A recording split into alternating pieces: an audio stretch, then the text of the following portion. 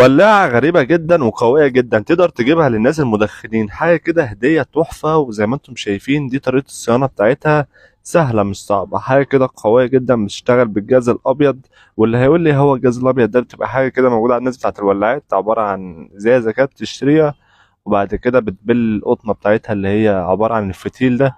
بس ولاعة قوية جدا زي ما انتم شايفين، واختلاف كده مختلفة يعني ما شفتهاش قبل كده في مكان.